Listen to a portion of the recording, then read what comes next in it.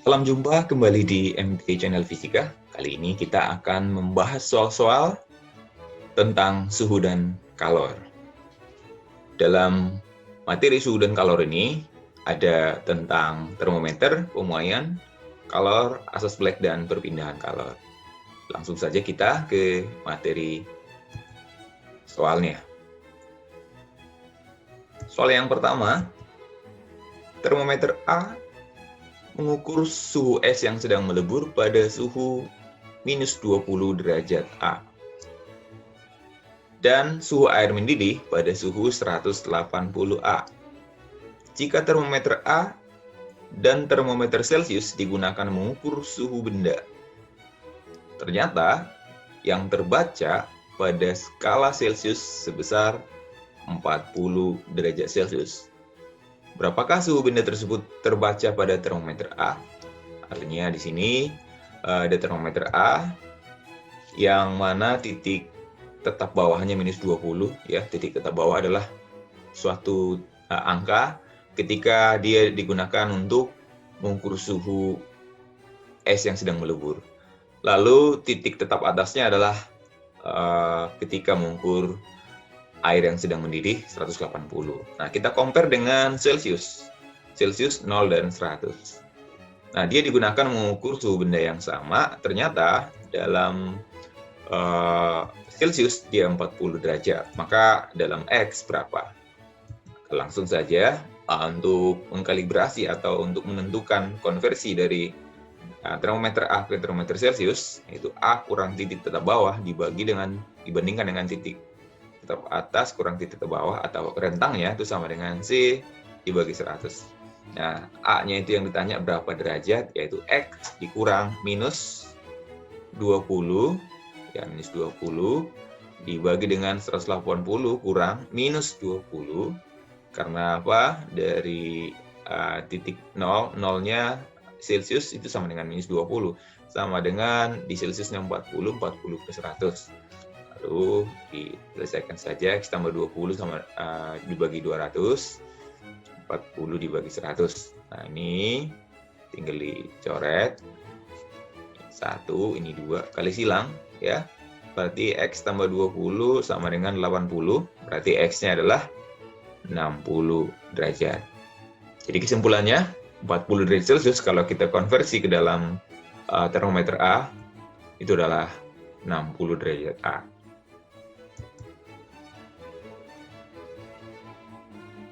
Ya, soal yang kedua itu tentang pemuaian.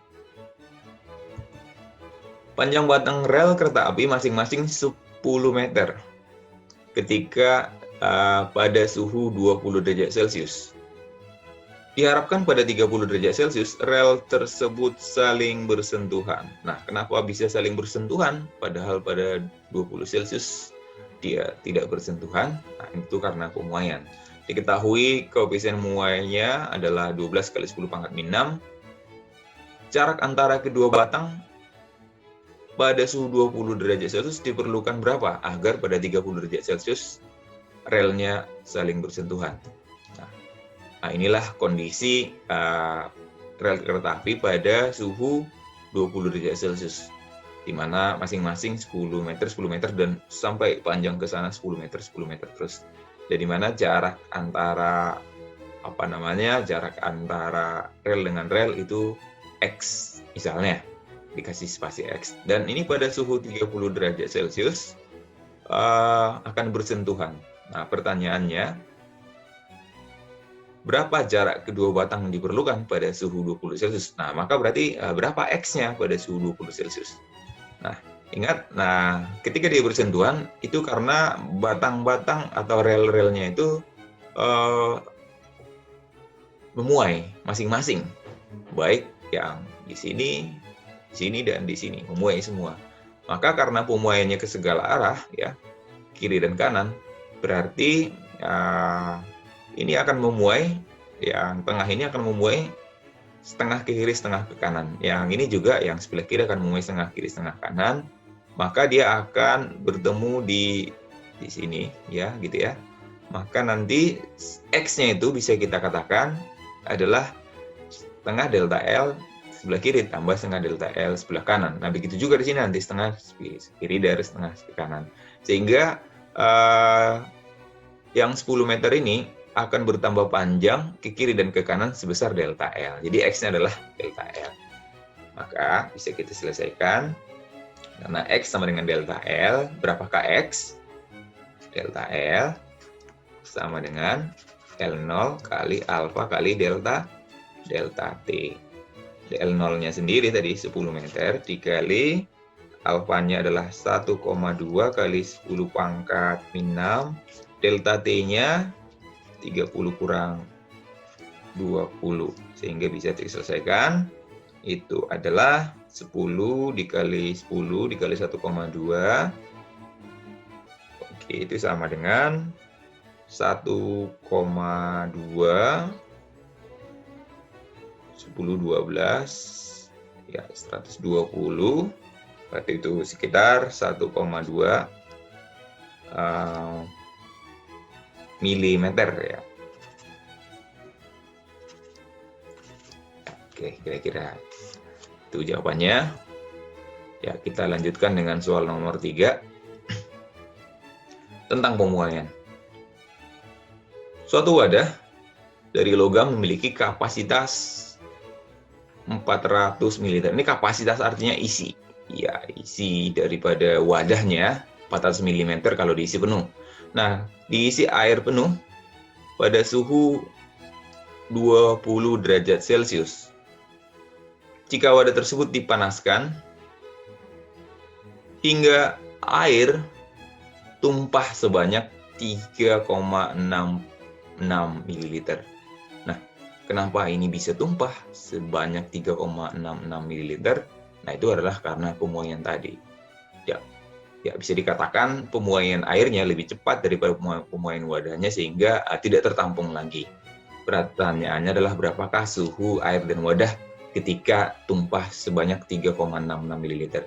Nah, ini kira-kira gambarannya. Awalnya air terisi penuh pada wadah pada suhu 20 derajat Celcius. Ternyata pada suhu T2 air tumpah sebanyak 3,66 ml. Pertanyaannya, pada suhu berapakah airnya itu tumpah 3,66 ml?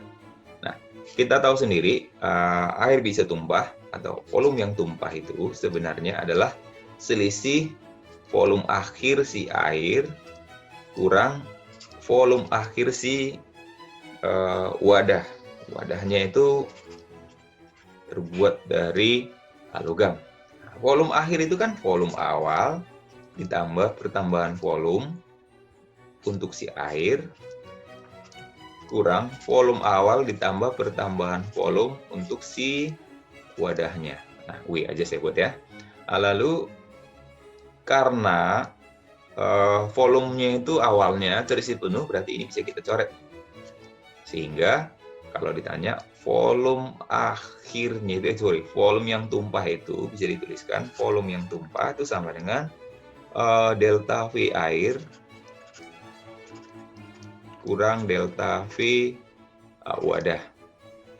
Nah, volume yang tumpah ini ya, bukan volume akhir nih, saya tulis VT tumpah. Nah, jadi volume yang tumpah ini kalau kita selesaikan, delta V itu kan V0 kali gamma delta T. Delta T-nya pasti sama, artinya kalau dipanaskan si wadah, maka panas juga si airnya. Berarti V0 kali delta T dikali dengan gamma si air dikurang gamma si wadah. Nah, gamma si wadah belum ada, itu sama dengan 3 kali alfa ya. 3 kali alfa wadah. Nah, volume yang tumpah di sini diketahui sebesar 3,66 ml sama dengan volume awalnya sendiri 400 ml dikali kenaikan suhunya berapa? Nah, itu yang kita cari dulu. Dikali dengan gamma air itu sebanyak 2,09 dikali 10 pangkat min 4. Nah, ini kita lihat dulu. 2,09 kali 10 pangkat min 4 Ini, ini 2,9 kali 10 pangkat min 4. Ini alfa logam 3 kali 10 pangkat min 6. Ini harus kita ganti menjadi gamma logam. Gamma logamnya itu atau 3 alfa. Itu sebesar kali 3 ya. Berarti jadi 9 kali 10 pangkat min 6. Nah, supaya sama-sama min 4, berarti ini kita ganti aja 0,09 dikali 10 pangkat min 4. Nah, berarti dikurang 0,09 dikali 10 pangkat min 4. Nah, ini ya. Lalu mililiter habis. Berarti 3,66 sama dengan 400 delta T dikali ini 2,09 kurang 0,9 itu kali 2 kali 10 pangkat min 4. Nah, kalau pindah ruas ke sana kali 10 pangkat min 4-nya bisa kita ganti ini jadi kali 10 pangkat 4 ya. Jadi kali 10 pangkat 4 pindah ruas. Lalu kita akan dapatkan nanti delta T-nya akan sebesar, diselesaikan bersamanya ya. Delta T-nya akan kita dapatkan, ini kan pangkat 4, dan ini coret nolnya 2, ini juga jadi 366. Ya, 366 dibagi 8. 366 dibagi 8 itu sekitar 45,75 atau kalau dibulatkan itu 46 derajat Celcius. Nah, jawabannya bukan 46 karena pertanyaannya adalah suhu akhir. Nah, kita harus ingat delta T itu adalah T akhir kurang T awal. Maka T2-nya adalah berapa? Karena delta T sama dengan T2 kurang 20, berarti T2-nya adalah T20 ditambah delta T, berarti 66 derajat Celcius. Jadi ini sering salah kalau mengerjakan soal, harus hati-hati ya. Kita lanjutkan soal tentang kalor. Sebanyak 200 gram es bersuhu minus 10 derajat Celcius berada dalam bejana yang memiliki kapasitas kalor yang dapat diabaikan. Hitunglah jumlah kalor yang dibutuhkan untuk mengubah es seluruhnya menjadi air bersuhu minus 50 derajat Celcius. Ini diketahui kalor jenis es 0,5 kalori per gram derajat Celcius, kalor lebur es 80 kalori per gram, dan kalor jenis air 1 kalori per gram derajat Celcius. Ya, ini misalnya ada sebanyak 200 gram es dalam suatu wadah, di mana wadahnya ini kapasitas kalornya dapat diabaikan. Artinya wadah tidak menyerap kalor. Lalu ini dipanaskan sampai diinginkan suhu akhirnya adalah ya T akhir diinginkan sampai 50 derajat Celcius. Ini akhirnya. Dari minus 10 derajat Celcius sampai 50 derajat Celcius, ini sebenarnya delta T-nya adalah 60 derajat Celcius. Tetapi walaupun ini 60 derajat Celcius, kita nggak bisa langsung menuliskan kalor untuk menaikkan suhunya sebenarnya MC delta T, karena ini adalah berproses. Dari minus 10 derajat Celcius nggak bisa langsung ke 50, harus berubah wujud dulu kan dia nanti. Nah, untuk itu kita buat fase-fasenya. Nah, awalnya dia di sini di suhu minus 10 derajat Celcius, tentu ini masih es. Ini nggak bisa langsung berubah wujud, karena berubah wujudnya itu harus di 0, berarti harus ke 0 derajat Celcius. Ini masih es. Nah, di sini dibutuhkan kalor sebanyak Q1. Lalu esnya diubah wujudnya jadi air, dibutuhkan Q2. Nah, ini menjadi air pada suhu 0 derajat Celcius. Lalu setelah 0 derajat Celcius airnya, baru kita bisa naikkan suhunya, butuhkan Q3 sampai suhu yang diinginkan. Suhu yang diinginkan tadi 50 derajat Celcius. Maka kalor total yang dibutuhkan itu sebesar Nah, kita cari aja Q1, Q2, dan Q3. Q1 itu kan untuk menaikkan suhu, berarti Q1 itu adalah MC delta T, MS, CS, delta TS. Nah, masanya adalah tadi 200 dikali 0,5 dikali dengan dari min 10 menjadi 0, berarti 10 itu sebesar 1000 kalori. Lalu Q2, ya dibutuhkan kalor untuk mengubah wujud, berarti MS dikali LS. Nah, masanya adalah 200 dikali 80, itu kan 2 kali 8, 16.000 kalori. Nah, kalor yang terakhir untuk mengubah suhunya berarti M air dikali C air dikali delta T air. Nah, ini S-nya yang berasal dari air, 200 dikali 1, diinginkan sampai 50, berarti 50 kurang 0, berarti itu adalah 10.000 kalori. Maka kalor total yang dibutuhkan untuk mengubah suhu dari minus 10 sampai 50 derajat Celcius es sebanyak 200 gram itu adalah di total, tinggal dijumlahkan aja, 100 tambah 16.000 tambah 10.000 itu sebesar 27.000 kalori. Ya, ini satuannya dalam kalori. Kalau misalnya dalam joule tinggal dikalikan aja dengan 4,2 ya, 1 kalori 4,2 joule. Ya, soal nomor 5 masih seputar kalor. Seorang ibu memasak air 500 gram dalam bejana yang memiliki suhu awal 20 derajat Celcius, 500 gram. Dengan kompor listrik berdaya 500 watt. Jadi listriknya itu 500 watt digunakan untuk memasak air sebanyak 500 gram atau setengah kilogram ya. Anggap bahwa tidak ada kalor yang hilang selama pemanasan. Berapakah lama waktu yang dibutuhkan untuk mendidihkan? Nah, untuk mendidihkan ini digaris bawahi. Ini mendidihkan itu berarti sampai nanti 100 derajat Celcius. Artinya nanti delta T yang dibutuhkan itu adalah 80 derajat Celcius. Karena apa? Dari 20 sampai 100. Nah, begitu. Nah, ini adalah alat pemanasnya. Jadi daya listrik yang digunakan itu adalah 100 watt. Nah, apa kaitannya nanti dengan kasus ini? Ya, ini dari energi listrik, ya, dari energi listrik dia memperoleh kalor. Kalornya digunakan untuk mengubah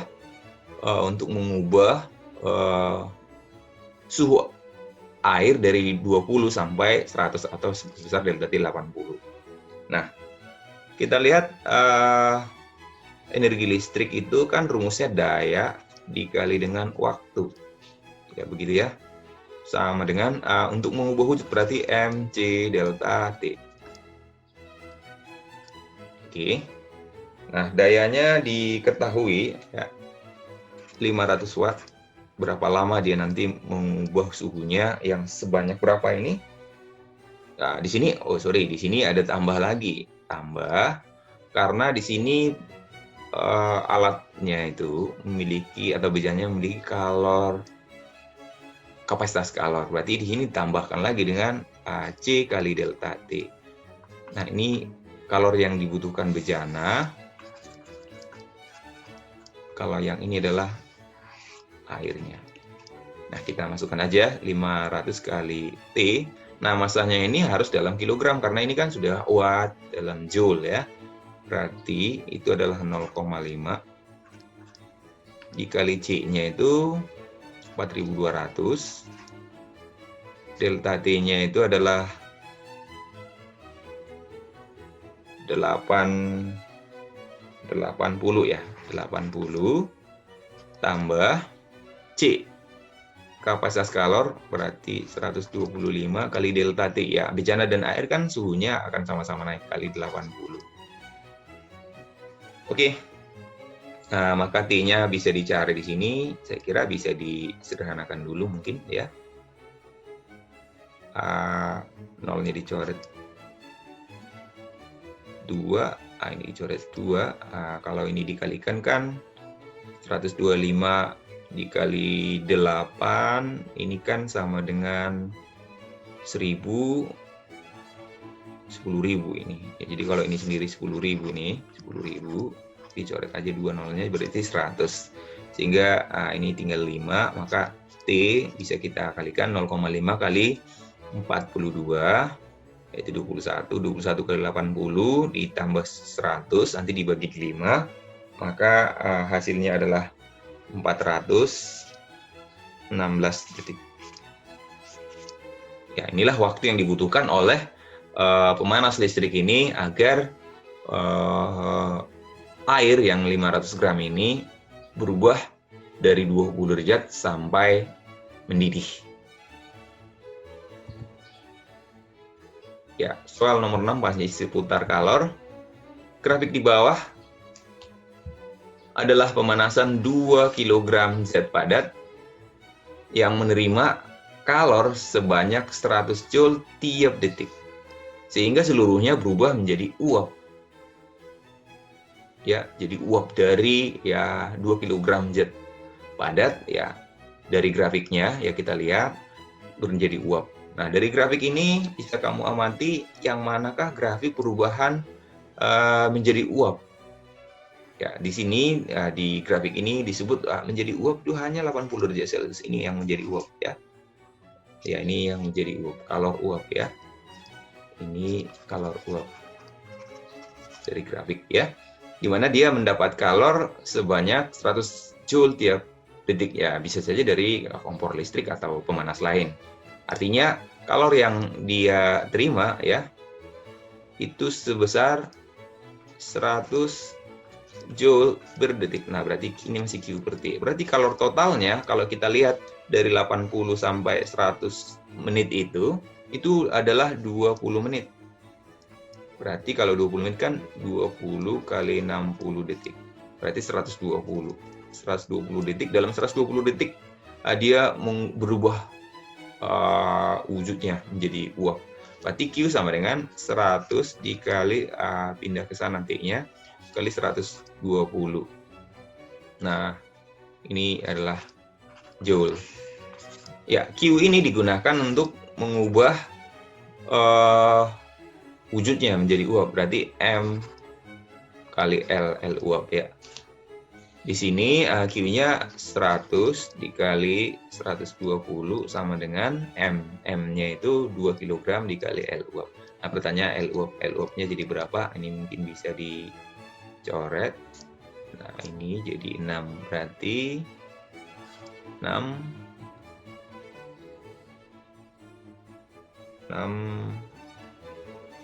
di sini jadi 60 ya. Berarti 6.000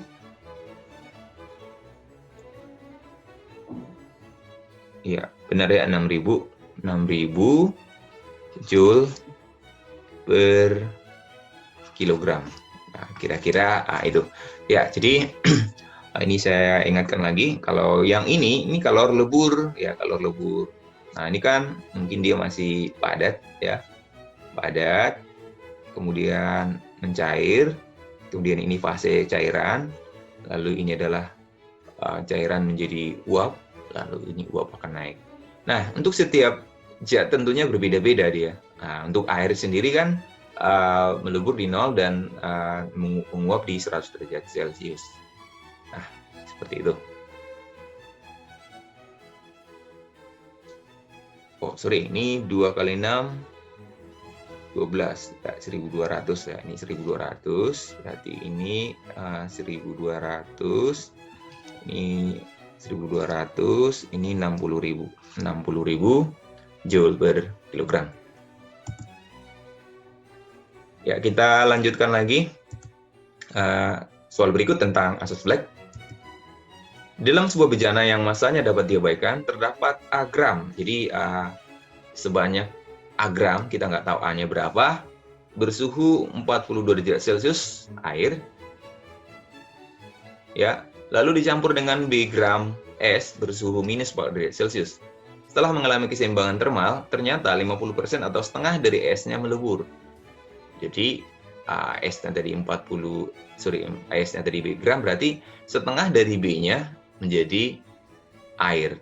Jika titik lebur S 0 derajat Celcius, kalori jenis S 0,5, kalau jenis air 1 dan kalori leburnya adalah 80 kalori per gram, hitung perbandingan A dan B. Nah, ini asas Black. Nah, asas Black berarti nanti kita tahu bahwa kalori yang diserap sama dengan kalori yang dilepaskan. Nah, oke.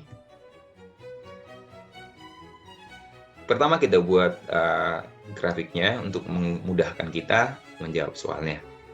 Ya. Yang menerima kalor itu adalah B gram. Jadi minus 40 derajat Celcius. Minus 4 derajat Celcius sebanyak B gram.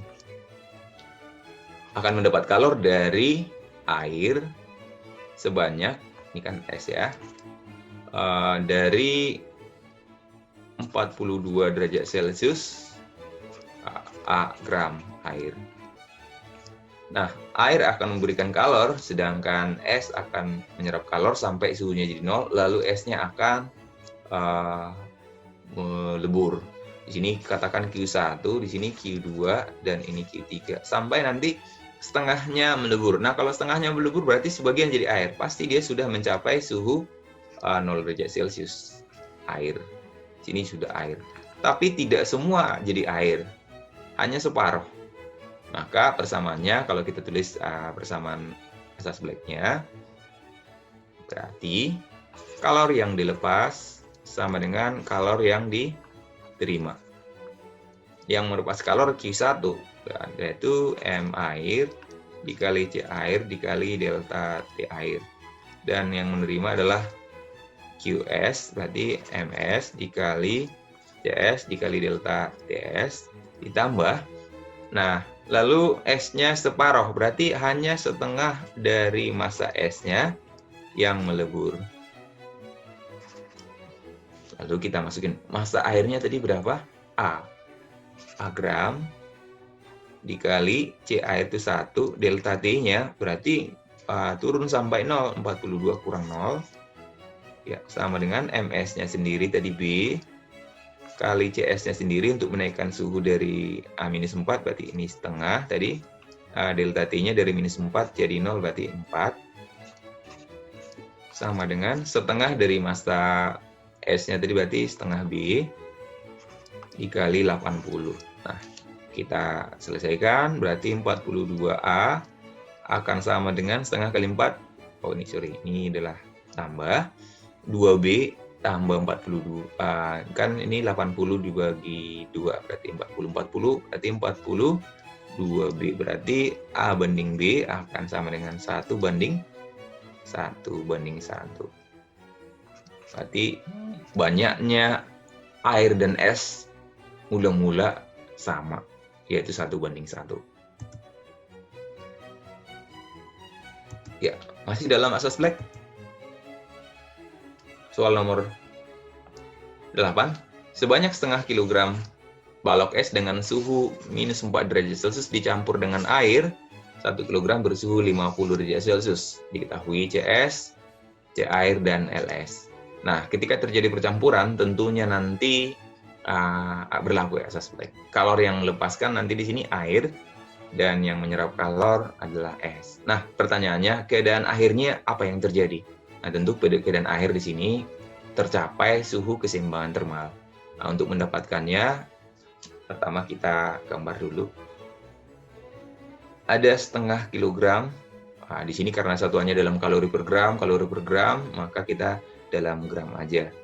Di sini -40 derajat Celcius S yang melepaskan kalor itu adalah 50 derajat Celcius air. Nah, air akan memberikan kalor, es akan menyerap kalor. Ya, mungkin saja bisa meleburkan semuanya, atau bisa jadi tidak. Nah, karena di sini ada beberapa kemungkinan, maka kita nggak tahu, maka kita harus uji. Anggap ini Q1. Dia air ini bisa memberikan kalor maksimum paling banyak itu sampai 0 derajat Celcius air. Dari 50 sampai 0. Berarti kita cari dulu Q maksimum. Kalau seandainya airnya dikasih kalornya semua, ya, maka Q maksimum air itu hanya bisa mengasih kalor sebesar M air, C air, delta T air. Nah, ini M air, C air, delta T. Nah, M airnya sendiri adalah 1000 atau 1 kg dikali 1 dikali delta T-nya dari 50 menjadi 0. 50 kurang 0. Nah, kalau kita hitung itu sebesar 50.000 kalori. Nah, inilah yang bisa dikasih air untuk mengubah S-nya. Nah, pertama yang terjadi, katakan ini adalah Q2. Apa yang terjadi? Nah, Q-sirapnya pertama adalah Q2. Awalnya S-nya akan dinaikkan suhunya MC delta T. Kita hitung M airnya sendiri 500 dikali 0,5 kali delta T-nya dari minus 40 jadi 0 itu 40. Berarti 40 kali setengah itu 20. 20 kali 5 itu adalah 10.000 ya. Ya, 10.000 kalori. Nah, kita lihat sisa tinggal 40.000 kalori. Kan dikasih 50.000, pertama dia menaikkan suhu. Nah, kita cek aja dulu, apakah dia meleburkan semua S-nya. Nah, itu Q3. Q3 kita cek. Q3 itu anggap semua melebur, berarti MS dikali LS. Kita hitung, berarti 500 dikali 80. 5 kali 80 berarti 40.000 kalori. Apakah sanggup air yang tadi meleburkan semua es? Nah, tadi kan Q sisa berapa? Q maksimum air 50.000. Dipakai pertama jadi 10.000 tinggal 40.000. Nah, sekarang Q3 40.000. Masih sanggup. Nah, apakah sanggup es yang tadi atau air yang tadi udah 0 naik lagi ke atas? Nah, ternyata tidak ada lagi karena sudah habis kalornya. Nah, atau kalau kita uji Q lepas sama dengan Q terima, berarti Q1 dipakai S tadi menaikkan suhu, berarti Q2 tambah Q3. Apakah sudah seimbang, apakah sudah sama? Ternyata sudah sama, itu 50.000 sama dengan 40.000. Ini 10.000 dulu ya, 10.000 tambah 40.000. Jadi nggak ada lagi kalor yang sisa, sehingga kesimpulannya adalah es berhasil diubah semua jadi air, tetapi suhu akhirnya hanya sampai 0, nggak bisa lagi naik. Berarti air seluruhnya dengan suhu 0 derajat. Inilah kesimpulan dari jawabannya. Artinya pada keseimbangan termal airnya esnya sudah semua jadi air. Jadi kalau ditanya berapakah banyak air sekarang? Ya, menjadi 1,5 kg atau 1.500 gram. Ya, kita lanjutkan tentang soal konduksi ya. Untuk soal konduksi ada 3 buah batang ABC dengan luas penampang yang sama namun memiliki ukuran panjang dan jenis yang berbeda disambung seperti gambar. Nah, ini 3 batang, biasanya kan soalnya 2 batang, nih 3 batang. Di mana perbandingan konduktivitasnya KA banding ini KB, ini KA banding KB banding KC adalah 2:1/4. Jadi ada 3 buah batang. Nah, ABC dan panjangnya masing-masing seperti gambar, nih 2L, L, 2L. Lalu suhu bebas pada sebelah kiri atau A itu 200 derajat dan suhu bebasnya ujung bebasnya ya 50 derajat Celcius.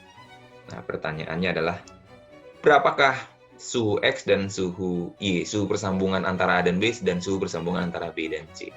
Nah, diketahui konduktivitas masing-masing berbeda-beda ya. 2:1/4. Nah, untuk menyelesaikan soal ini apa yang perlu kita sadari?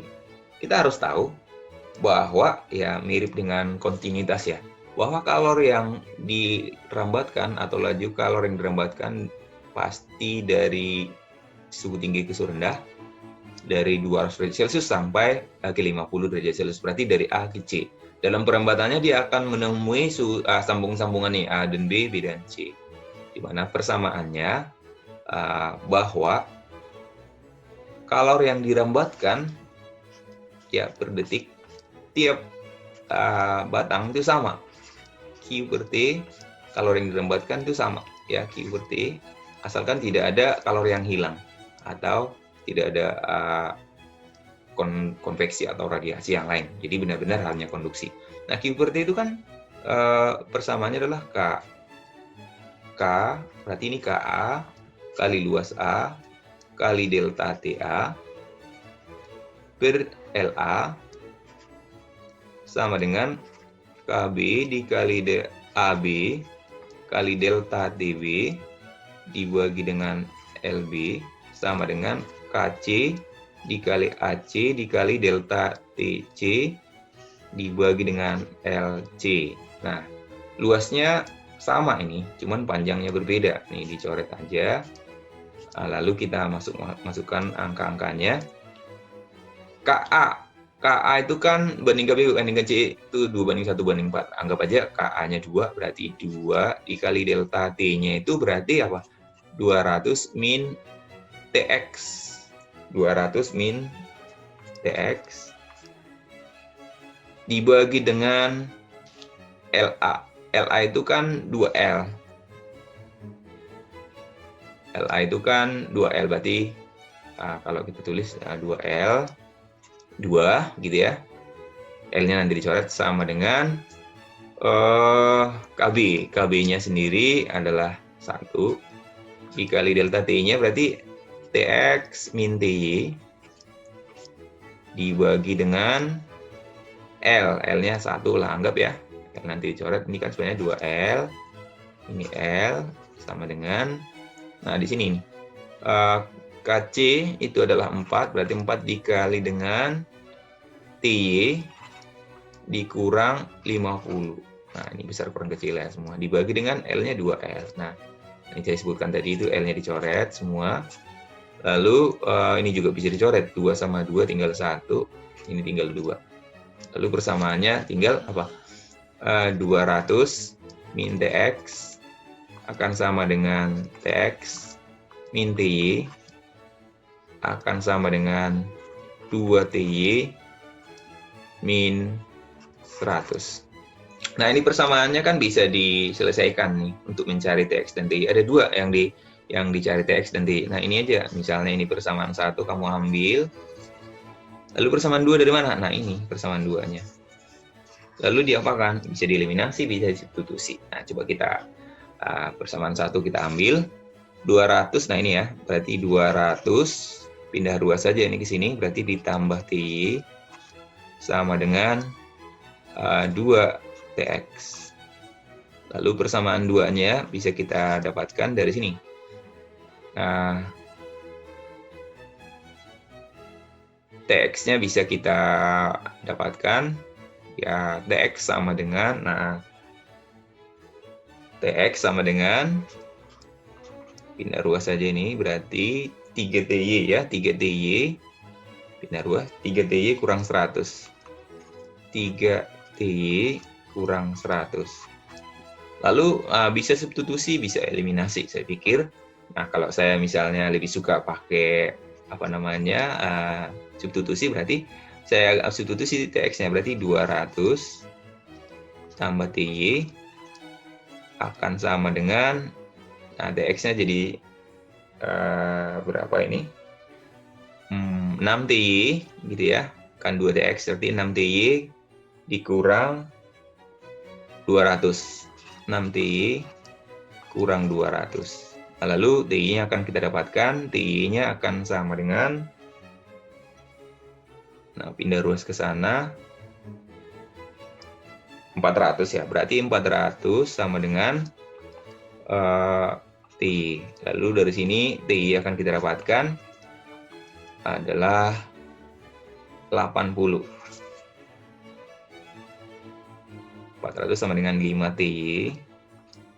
Ya, 80 derajat Celcius.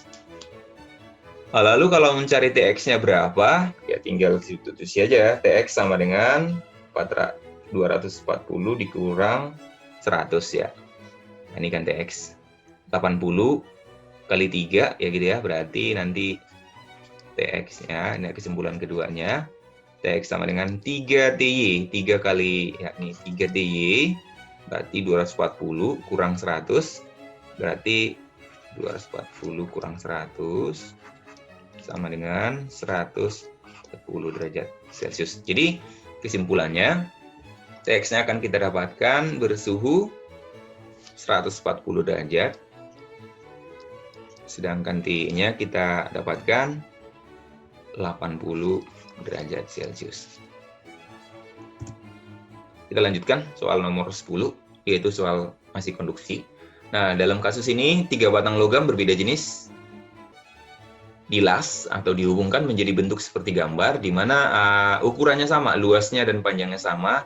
Cuman yang pertama itu 100 derajat Celcius, dan yang kedua adalah, dan yang ketiga dan kedua itu adalah 0 derajat Celcius seperti gambar, ya 0 derajat Celcius, 2 dan 3. Kemudian konduktivitasnya diketahui K1 sama dengan 2K2, 2K2 sama dengan 3K3.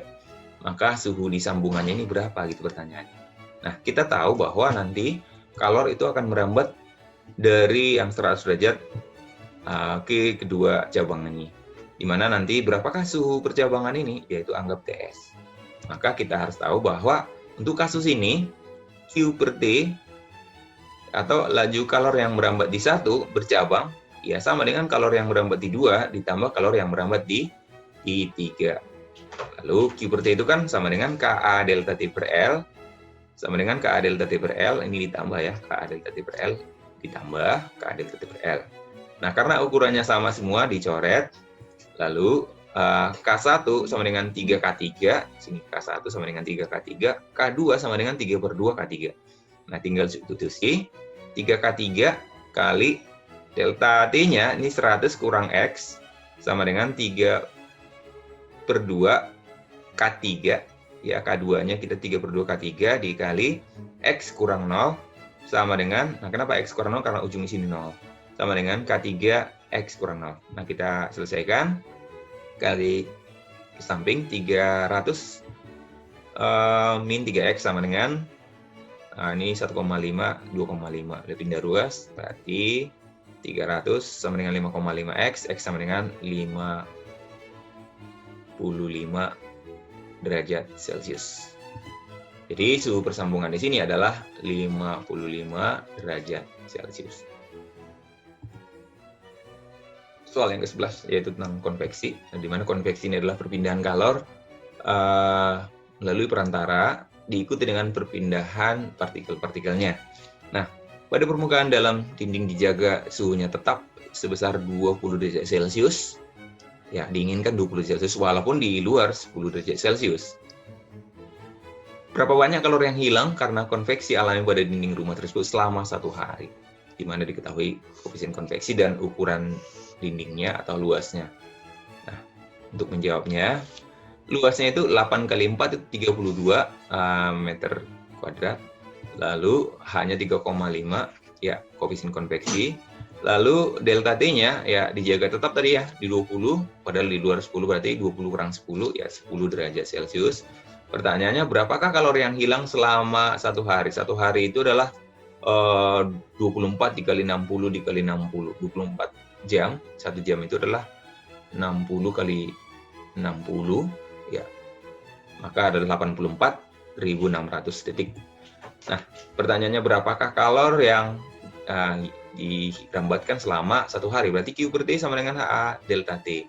Nah, T-nya dipindah ke sana, berarti Q sama dengan H delta T kali T. Delta T-nya ini tadi diketahui, tinggal masukkan aja. Berarti Q per T sama dengan, Q sama dengan H-nya ada, luasnya ada, delta T-nya ada, waktunya ada. Maka tinggal kita kerjakan, kali-kalikan aja, maka akan dapat 96,77 kali 10 pangkat 6.